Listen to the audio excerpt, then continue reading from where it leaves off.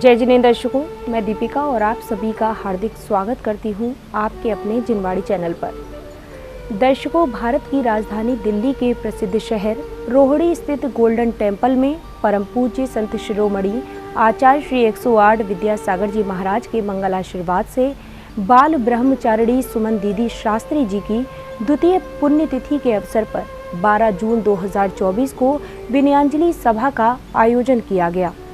परम पूज्य उपाध्याय श्री 108 गुप्ती सागर जी महाराज के पावन सानिध्य एवं बाल ब्रह्मचारिणी रंजना दीदी के निर्देशन में आयोजित इस कार्यक्रम में श्रावक श्राविकाओं ने सम्मिलित होकर बाल ब्रह्मचारिणी सुमन दीदी के वैराग्य भाव की अनुमोदना की।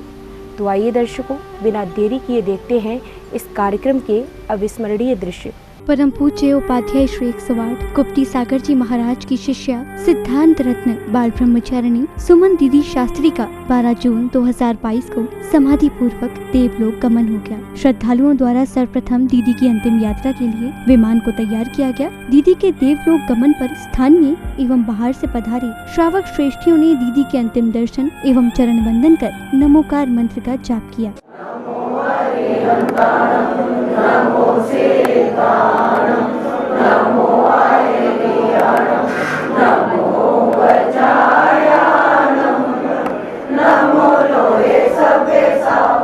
और फिर श्रद्धालुओं द्वारा जयकारे लगाते हुए दीदी के विमान को कंधों पर उठाकर मोक्ष धाम तक ले जाया गया।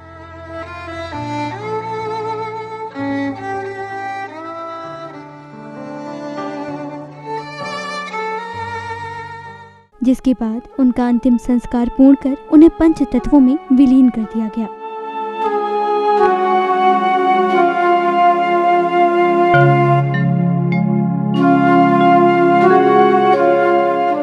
उच्च कोटि की साधिका ब्रह्मचारिणी सुमन दीदी शास्त्री जी की द्वितीय पुण्यतिथि के अवसर पर भारत की राजधानी दिल्ली के रोहिणी स्थित गोल्डन टेम्पल में 12 जून 2024 को विनयांजलि सभा का आयोजन किया गया, जिसमें सर्वप्रथम श्रद्धालुओं ने प्रभु का नित्यमय पूजन वंदन कर अभिषेक किया। कलश ढुराओ, अभिषेक कराओ, आज ये पुण्य तिथि आई है। कलश ढुराओ, अभिषेक कराओ, प्रभु जी की पूजा रचाएंगे। इंद्र मिल के आओ रे, इंद्राणी चंवर झुलाओ रे, आज प्रभु आज पुण्य बेला। अभिषेक के बाद सौभाग्यशाली जिनेंद्र भक्तों ने गुरुवर द्वारा उच्चारित रिद्धि मंत्रों के मध्य श्री जी की शांति धारा करने का सुअवसर प्राप्त कर पुण्य लाभ अर्जित किया। ओम नमः सिद्धेभ्यः,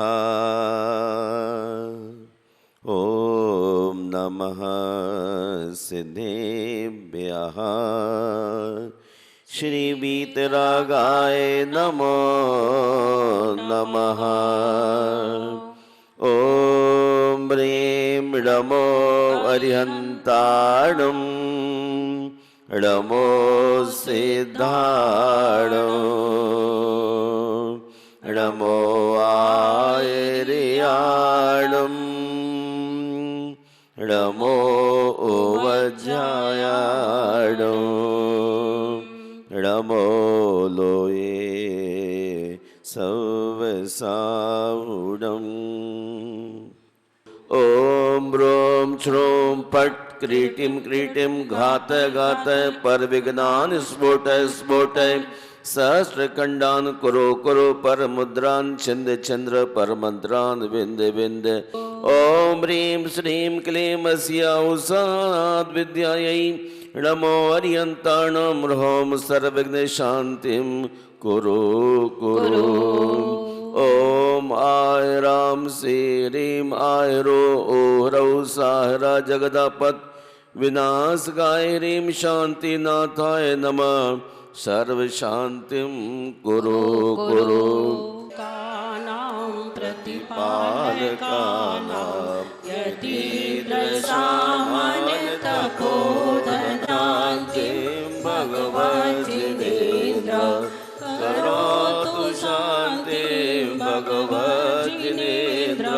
करो तो शांति भगवान जी ने।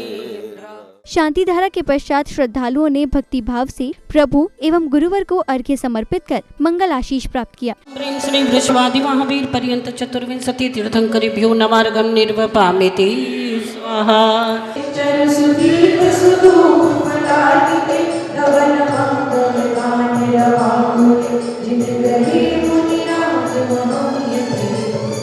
परम पूज्य आचार्य गुरुवर विद्यासागर जी मोनित्र, आचार्य श्री सोमेश सागर जी मोनित्र, उपाध्याय श्री गुप्ती सागर जी महाराज साक्षात विराजमान, तिनके चरणारविंद को मन वचन काय से बारंबार नमस्कार हो चला दिया।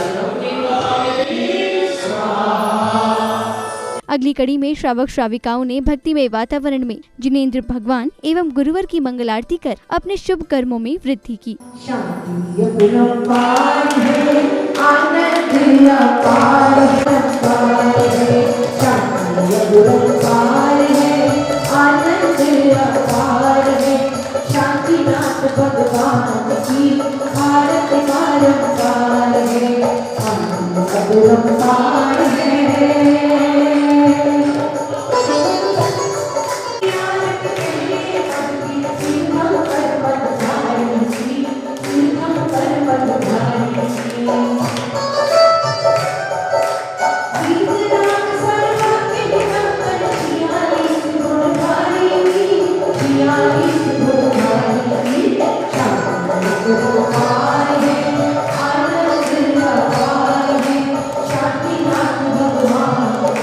आरती के उपरांत श्रद्धालुओं ने गंधोदक को मस्तक पर धारण कर अपना जीवन धन्य किया, तो वहीं बाल ब्रह्मचारिणी रंजना दीदी के निर्देशन में मांगलिक क्रियाएं कर मंडल जी पर मंगल कलश भी स्थापित किए। ओम प्रेम श्री मतारहत परमेश्वरोपदिष्ट शिष्टिष्ट वर्धमान तीर्थंकर धर्म तीर्थे श्री मूल संग कुंद कुंदामनाय पुण्य वाचनार्थम नवरत्न गंध पुष्पाक्षतादि बीज पुरुषोभित शुद्ध प्राशुक जल परिपूरित मंगल कुंभम मंडप अग्रे स्वस्ति स्थापनम करोमि झम झम झीम झीम हम सह स्वाहा।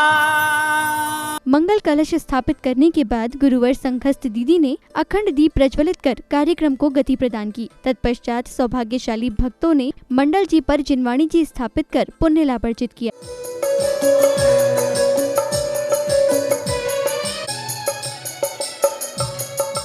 जिनवाणी माता तेरी शरणा, जो भी नर है आता भव से तर जाता।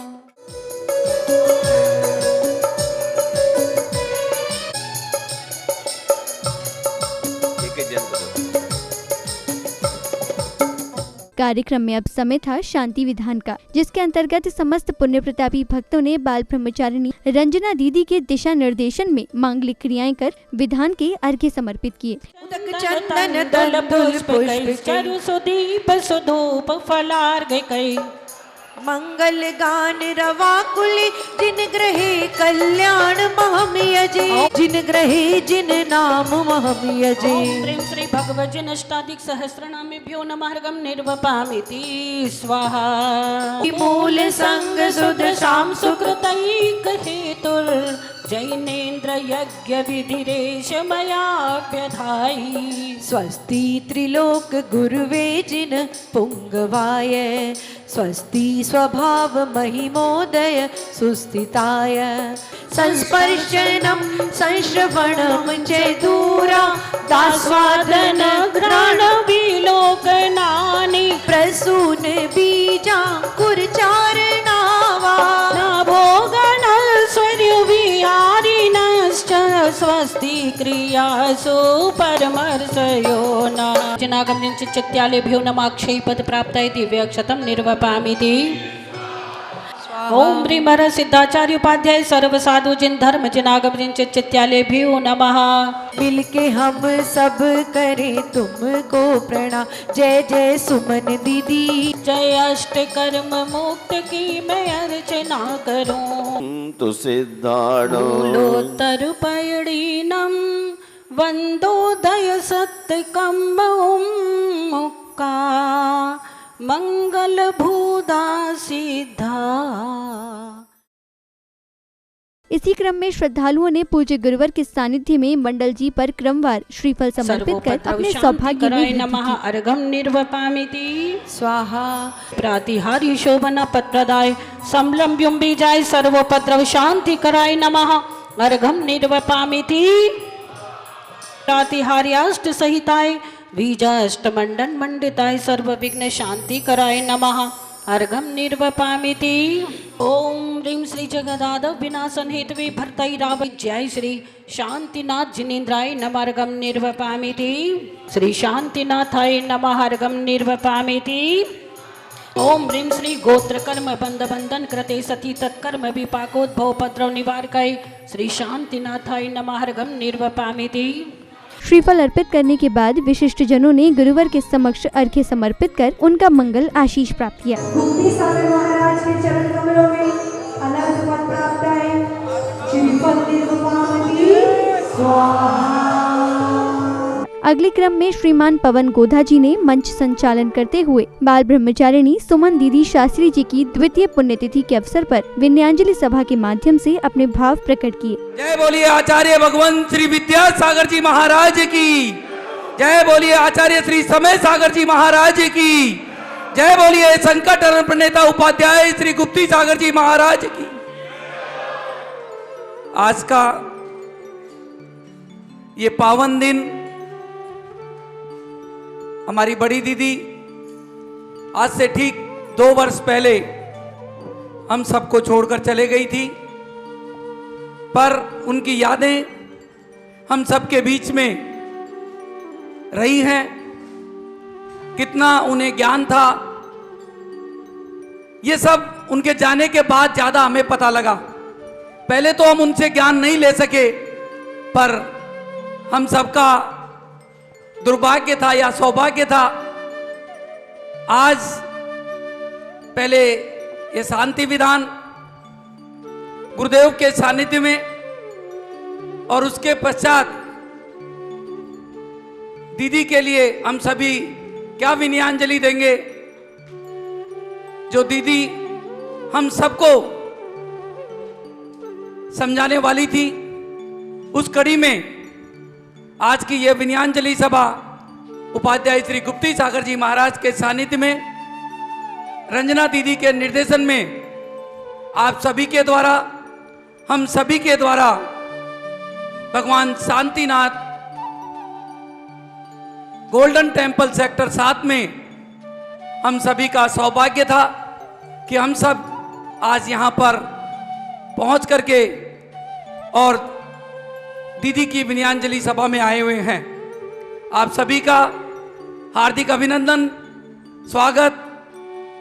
जिन्होंने ये समय निकाल करके आज यहाँ पर आए, सर्वप्रथम आज की पहली विनयांजलि हमारे श्रीमान अजय जी जैन सेक्टर 7, उनसे मेरा निवेदन है कि वो आकर के जो कार्यक्रम जिन्होंने भाई राजकुमार जी ने और अजय जी ने यहाँ पर रखा, तो सबसे पहला नंबर हम अजय भाई का यहाँ पर बोल रहे हैं। इसके बाद श्री अजय जी जैन ने बाल ब्रह्मचारिणी सुमन दीदी शास्त्री जी के कर्तव्य एवं व्यक्तित्व की प्रशंसा करते हुए उन्हें श्रद्धा सुमन अर्पित किए। आज सिद्धांत रत्न सुमन दीदी की हम दूसरी विनयांजलि यहाँ पर मना रहे हैं। आज से ठीक 2 वर्ष पहले जब देवी का लोक देवलोक गमन हुआ, तो हम सब गुरुदेव के जितने भी भक्त हैं, दीदी के जितने भी भक्त हैं, हम सब शॉक्ड हो गए। हमें नहीं लग रहा था कि इतनी जल्दी, इतनी अल्प आयु में दीदी हमें छोड़ कर चली जाएंगी। 63 या 64 वर्ष की आयु थी, लेकिन ये शॉकिंग था हमारे लिए कि दीदी हमारे बीच में नहीं रही। दीदी का जाना हमारे लिए सबके लिए ही बड़ा शॉकिंग था। दीदी के ज्ञान के बारे में तो हम क्या बोलें, ज्ञान उनका अपार था। सारी लैंग्वेज की उनको नॉलेज थी, चाहे वो हिंदी हो, संस्कृत हो, इंग्लिश हो। मैं अपनी ओर से पूरे गोल्डन टेम्पल, पूरे अपने परिवार की ओर से दीदी को श्रद्धा सुमन अर्पित करता हूँ और यही प्रार्थना करता हूँ दीदी जहाँ भी होगी वो अच्छी जगह होंगी और मोक्ष की ओर गतिमान होगी। धन्यवाद। तदुपरांत प्रीत विहार के श्री वीरेंद्र जी सोनी ने सुमन दीदी के बारे में अपना उद्बोधन देकर भावपूर्ण श्रद्धांजलि अर्पित की। दीदी के बारे में तो मैं क्या कहूँ, दीदी ने मेरे जीवन का तो एक काम इतना मतलब इतना बढ़िया, जिसको मैं कहूँ सोने में सुहागा, मुझे सौधर्मेंद्र बनने का सौभाग्य तो सिर्फ दीदी की वजह से ही मिला है। और दीदी की मूर्ति का अगर वो उस समय पंचकल्याणक नहीं होता तो मैं शायद सौधर्मेंद्र भी नहीं बनता। दीदी के बारे में तो क्या है, दीदी तो गुप्ती धाम के लिए एक मतलब एक ऐसी प्रतिमा कहूँ या इस तरह का एक चिन्ह कहूँ, दीदी ने जो गुप्ती धाम के लिए जो काम किया गुरुवर के सानिध्य में, वो एक अविस्मरणीय काम है। और गुरुवर का तो शायद मैं सोचता हूँ कि एक राइट हैंड ही चला गया, और उन्होंने जो काम गुप्ती धाम के लिए और जो मंदिरों के लिए किया है अविस्मरणीय है। और मेरे लिए तो सबसे बड़ी भाग्य की बात यह है कि दीदी मेरे नए मकान की नींव धर गई। मैं तो नीचे नहीं उतरा था, लेकिन दीदी बोली वीरेंद्र मैं तो नीचे उतरूंगी। और आज से 2 साल पहले वो करीब 12-15 फुट नीचे जाके एक पत्थर अपने द्वारा लगाया आई है। तो मैं दीदी के लिए तो क्या कहूँ, दीदी जैसी तो लोग संसार में बहुत कम होते हैं। उनका ज्ञान और सब कुछ बहुत ही अविस्मरणीय है। मेरा उनको जय जिनेंद्र, मेरे परिवार की तरफ से उनको मैं श्रद्धांजलि अर्पित करता हूँ। जहाँ भी वो श्री जी के चरणों में रहें, मुक्ति मुक्त के पास की ओर आगे बढ़ें। इसी श्रृंखला में ऋषभ विहार के श्री खेमचंद जी जैन ने 2 पंक्तियां प्रस्तुत कर सुमन दीदी को अपनी भावपूर्ण पुण्यांजलि अर्पित की। इस संसार में हम धन संपत्ति मकान सब कुछ बड़ी आसानी से पा लेते हैं, किंतु एक सच्चा ज्ञान जो वो सबसे दुर्लभ है और वो हमें हमारे सच्चे गुरु हमें ही देते हैं। वो कार्य उपाध्याय श्री ने, दीदी ने हम सब के लिए किया है। मुझे अच्छी तरह ध्यान है 94 में जब मैं कुनकुन भारती जाता था तो उपाध्याय श्री और दोनों दीदियाँ पेड़ के नीचे ऐसे स्वाध्याय करते हुए मिलती थी जैसे ऋषभदेव भगवान ब्रह्मी सुंदरी के साथ अध्ययन कर रहे हों। निर्माण बिहार हो, प्रीत बिहार हो, ऋषभ बिहार हो, बाहुबली हो, जागर तिंकले मंदिर हो, इधर सब मंदिरों का निर्माण उपाध्याय श्री की कृपा से हुआ है। और मैं तो बारंबार उपाध्याय श्री और दीदी को चरणों में नमन करता हूँ, और वो जहाँ कहीं भी होगी वे जरूर निश्चित मोक्ष के पद पर चल रही होंगी।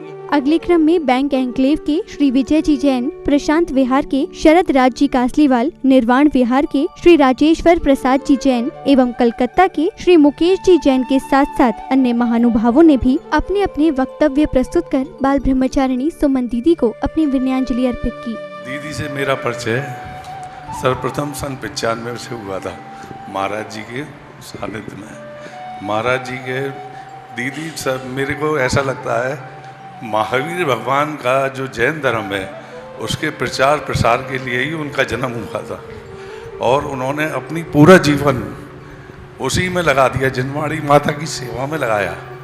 और ऐसी दीदी को, ऐसे जीव को मैं तो यही कहूँगा कि उन्हें अच्छे स्थान में जगह मिले। दीदी के बारे में तो बोलना बहुत कुछ सभी लोग चाह रहे हैं, लेकिन सभी ने उन्हें बहुत ज़्यादा हृदय से स्नेह बहुत दिया था। उनका स्नेह भी सबके ऊपर बहुत ज़्यादा रहा है। जितना ज्ञान उनको था बहुत, मैं अभी तक कितने लोगों के संपर्क में हूँ, जितनी ज्ञान और शब्दों की पकड़ उनमें थी मैंने आज तक किसी में नहीं देखी। उनका इतना ज्ञान शोषम था कि हम लोग सोचते हैं कि ऐसे हमें ऐसा सानिध्य हमसे छूट के चला गया है। हम बहुत ज़्यादा उन्हें मिस करते हैं, बहुत ज़्यादा उनको हम याद करते हैं। 2.5 वर्ष पहले कुंडलपुर का जो पंचकल्याणक हुआ था बड़े बाबा का, उसमें दीदी और छोटी दीदी दोनों हमारे साथ थी। और उसके बाद वहाँ पे उनका से घर जो था पटेरा से मात्र 4 या 5 किलोमीटर था। उनके 3-4 भाई थे, बड़कुल परिवार के नाम से बहुत फेमस हैं। वो ज़बरदस्ती जब हम पंचकल्याणक करके वहाँ से निकल रहे थे तो उन्होंने कहा नहीं हमारे घर होकर ज़रूर जाना है। इन्होंने इतना स्नेह दिखाया कि जितने समाज के लोग थे सबको अपने घर पर ले गए, और हमें शाम का खाना खिलाने के बाद ही हमें ट्रेन में बिठाया। मैं ऐसे परिवार को कभी भूल नहीं सकता, और ऐसा प्यार उन्होंने सबने दिया। दीदी भी हमारे साथ में थी वहाँ पर। बड़ी दीदी बहुत ज्ञानवान थी, और ऐसी ज्ञानवान दीदी का होना बहुत मुश्किल है। मैं अपने परिवार की ओर से बड़ी दीदी को श्रद्धांजलि अर्पित करता हूँ। बड़ी दीदी का जाना हम लोगों के लिए एक क्षति नहीं, बल्कि उस क्षति को कभी हम पूरा नहीं कर सकते। और उन्होंने जो ज्ञान और जो हमें उपहार दिया है उसकी भी कोई तुलना नहीं कर सकते। बड़ी दीदी का जाना हमारे लिए बहुत ही दुखदायक है। और आज उनकी ये दूसरी विनयांजलि हम लोग कर रहे हैं कार्य करने की तरफ से और अपने परिवार की ओर से दीदी के चरणों में श्रद्धा सुमन अर्पित। बड़ी दीदी महाराष्ट्र से हमारा परिचय, जैसा शरद कासलीवाल जी ने बताया, जब रोहिणी में 1995-96 में महाराष्ट्र का पदार्पण हुआ यहाँ पर, तभी से हम उनसे सबसे जुड़े थे। दीदी का मैंने ऐसा सुना था कि जब उन्होंने महाराज के साथ वहाँ से अपना इन्होंने सानिध्य करा, उनको बहुत मना करा पर वो नहीं मानी, बोले नहीं मैं महाराज के साथ चलूँगी। महाराष्ट्र का चातुर्मास हुआ था, तभी से मुझे सुमन दीदी का बहुत ही वात्सल्य मिला। कोई भी कार्य करते थे दीदी तो मुझे ज़रूर याद करती थी। दीदी की गुप्ती संदेश पत्रिका निकलती थी, तो वहीं से 2002 से ही मैं उनकी पत्रिका को भरती रही और उनसे मुझे बहुत ज़्यादा ज्ञान वात्सल्य मिला। दीदी को तो मैं कभी भी नहीं भूल सकती। दीदी हमेशा मेरी याद में रहती हैं। दीदी की याद हमारे दिल में बसी हुई है। कुछ बोलने को क्या बोले, बहुत ज़्यादा मेरा साथ रहा दीदी के साथ। रोहिणी में भी वो काफ़ी रही, दोनों दीदियों के साथ इतना अच्छा जोड़ा लगता था।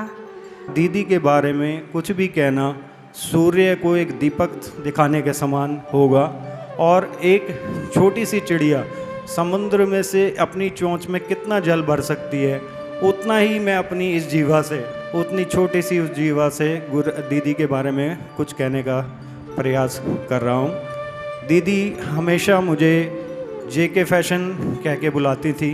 आज के 2 वर्ष पूर्व पहले से दीदी का और गुरुजी का मेरे में और मेरे परिवार पे बहुत आशीर्वाद रहा, और मैं अपने परिवार की तरफ से और सेक्टर 8 दिगंबर जैन सभा, महिला मंडल सभा, सभी की तरफ से दीदी को श्रद्धांजलि अर्पित करता हूँ। जय जी ने। जैसे मंदिर में आया तो सामने दीदी की फोटो और छोटी दीदी बैठी हुई, तो एक बार तो मेरा माथा चकरा गया एकदम कि दीदी साक्षात बैठी हुई पिलर के साथ। मैं एक बार रुका, उसके बाद मैं अंदर आया। मुझे बड़ा अंदर से फीलिंग हो कि दीदी के साथ मैंने जो सपने अपने उनके साथ बैठ कर के बताए और उनके द्वारा हमें एक कार्य करने को मौका मिला। मैं उनके साथ बिहार में 7-8 महीने रहा। गुरुदेव की आज्ञा से मुझे 52 से दिल्ली तक का बिहार कराने का शुभ अवसर मिला। बड़ी दीदी सुमन शास्त्री, यथा नाम तथा गुण। जैसा नाम है सुमन, पुष्प की तरह हमेशा पुलकित रहना। बंधुओं, समय का परिवर्तन देखो।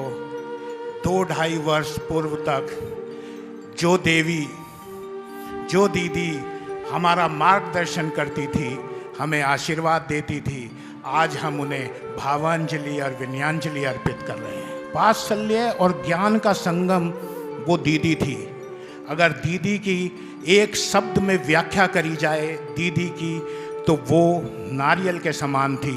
ऊपर से कठोर थी क्योंकि वो बहुत अच्छी एडमिनिस्ट्रेटर थी, परंतु अंदर से इतनी मृदुल, इतनी सॉफ्ट और उदार हृदय से जो गुरु भक्त थे उनके ऊपर वो अपनी कृपा, अपना आशीर्वाद अनायास ही लुटाया करती थी। मैं दीदी से कभी मिला नहीं, मेरा कभी परिचय नहीं हुआ, पर सुनने में जो मैं सुना मैंने बहुत अच्छा लगा, और ऐसी आत्मा को हमें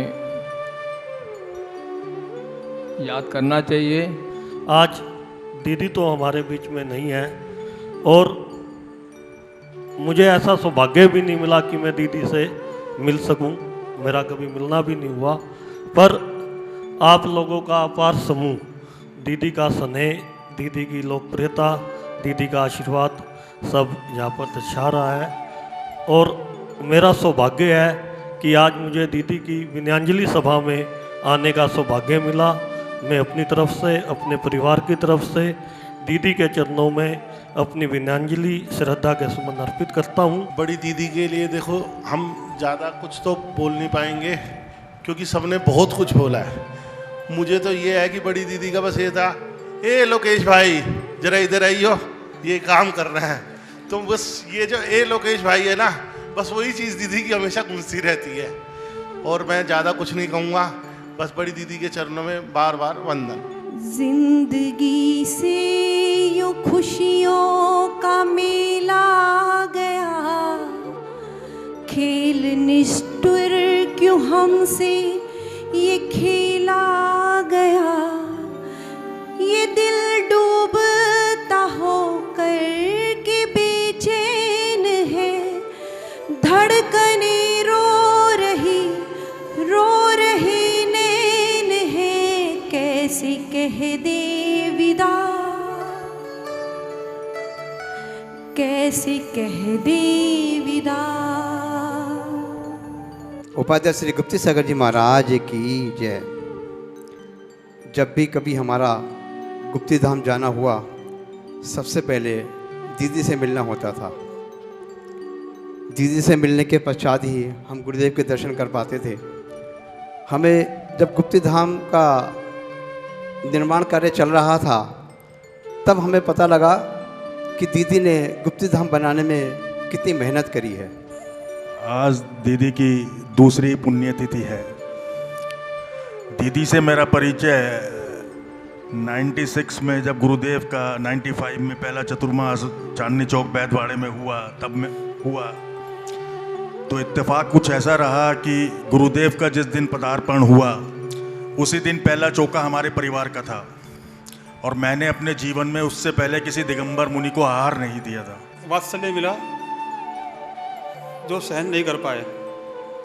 खुशी के मारे जब भी देखते थे गदगद हो जाते थे। दीदी के जाने के बाद मन बहुत उदास है।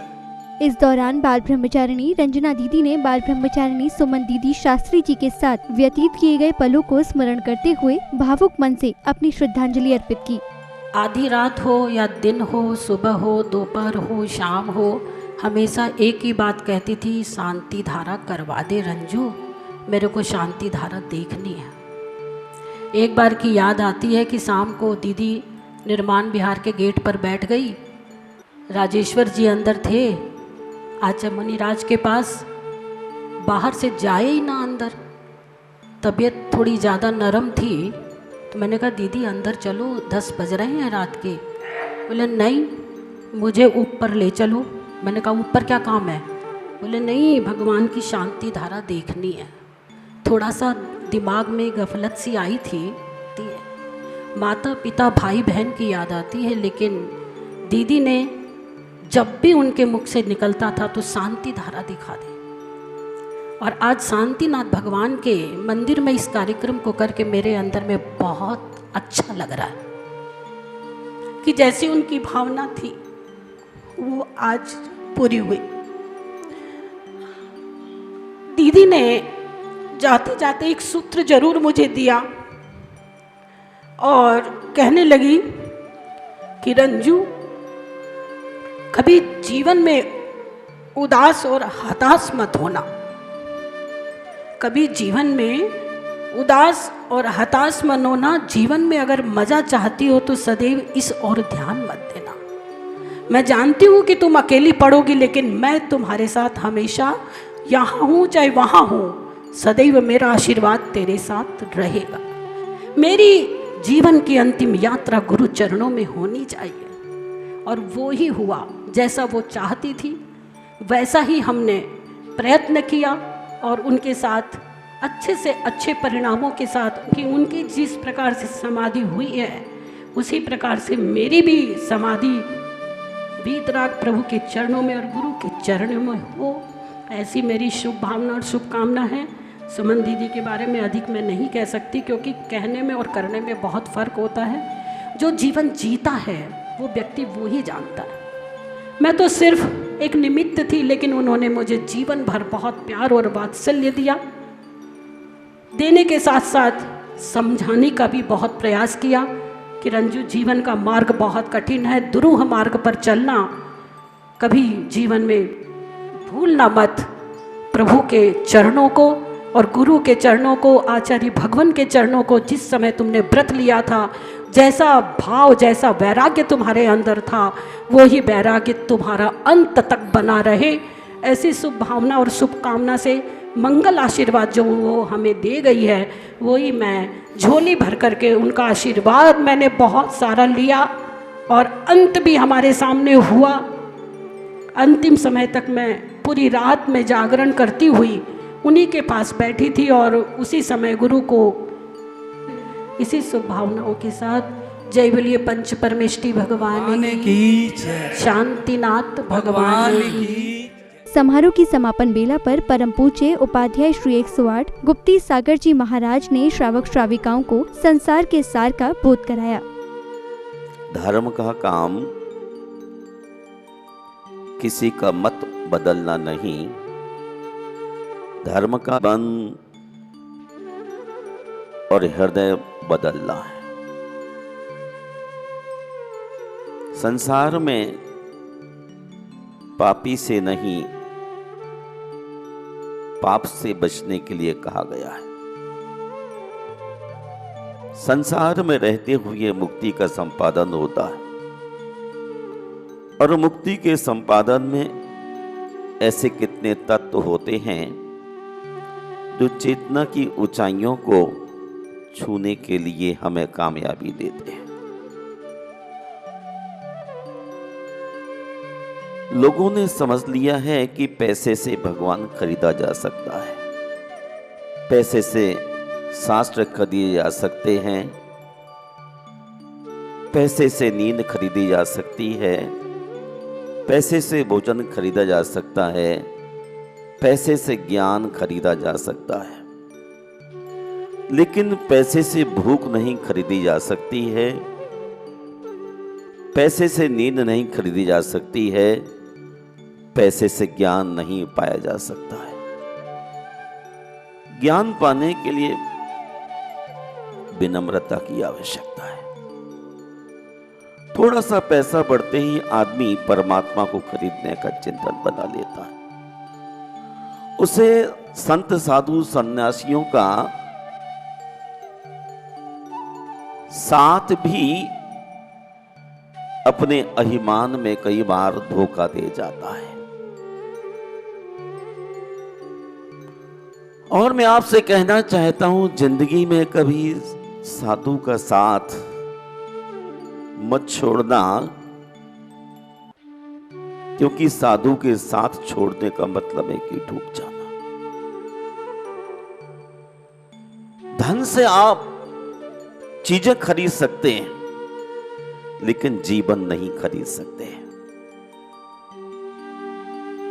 धर्म का काम किसी का मत बदलना नहीं, किंतु मन, जीवन और हृदय बदलना है। मन बदलने की कोशिश कौन कर सकता है? सामने वाले व्यक्ति की। जो भव्य होगा वही सामने वाले व्यक्ति की जिंदगी को बदलने की कोशिश करता है, जीवन बदलने का पुरुषार्थ करता है और हृदय पर शासन करके हृदय बदलने का साहस एक धर्मात्मा ही कर सकता है। मिथ्या दृष्टि केवल संसार में डुबाने की कोशिश करता है, सम्यक दृष्टि सोचता है धरती उत्तमे सुख है, प्राणी मात्र को उत्तम सुख में स्थापित किया जाए। 24 तीर्थंकरों में 5 तीर्थंकर बाल ब्रह्मचारी है और उन 5 बाल ब्रह्मचारियों में अंतिम तीर्थंकर भगवान वर्धमान स्वामी हमारे आराध्य हैं और ऋषि मुनियों में बाल ब्रह्मचारी आचार्य विद्यासागर महाराज हमारे आराध्य हैं।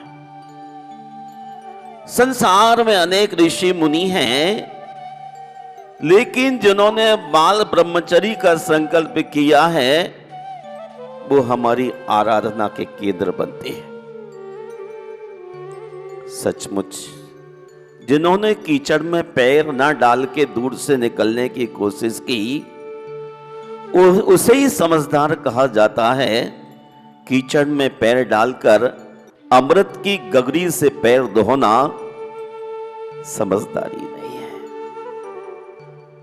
बर्तन मांजने के लिए गले में पड़ा मोती का हार जलाकर राख बनाकर बर्तन रगड़ना ये अच्छे इंसान की पहचान नहीं। इसलिए आचार्य विद्यासागर महाराज ने जो पथ चला अखंड ब्रह्मचर्य का, वो हम लोगों को भी देकर के एक ऐसा प्रकाश दिया, उजास दिया, अमृत दिया कि आदमी हमेशा ठहर के चल सके। थोड़े में आदमी के पैर लड़खड़ा जाते हैं, बौखला जाता है, लेकिन हर स्थिति में हमें अपने को संभाल के चलने की ताकत उस ब्रह्मचर्य के कारण मिली। लोग हौसले तोड़ेंगे रास्ते में चलते चलते, लेकिन हम अपने ब्रह्मचर्य के माध्यम से अपने हौसले को महावीर की तरह बुलंद बनाकर चलते। महाराज जी के पास आने का फायदा क्या है? मेरे पास कोई दुकान हो तो फायदा कराऊं, यहां तो कर्म की निर्जरा कराने का रास्ता खुलता है। धन भी लगाना होता है, मन भी लगाना होता है और समय भी लगाना होता है। ऐसे कुछ हमारे सामने श्रावक है मौजूद जो कहते हैं गुरुदेव जब आपकी श्वास चलती रहेगी तब तक साथ चलता रहूंगा, और वही धर्म कमा पाते हैं। इसलिए मैं आप सबके लिए आशीर्वाद देता हूं कि जैसे सुमन जी ने अपने अहम का विसर्जन करके धर्म के पथ चलने के लिए पुरुषार्थ किया है, बीमारियों से लड़ते हुए भी अपने शौर्य को जगाया है। आप थोड़े से शरीर के कष्ट आने पर हौसला पस्त मत समझना। और एक बात और समझ लें कि सुमन जी नहीं है तो आप रंजना को दबाने की कोशिश करें, आपकी दम नहीं है।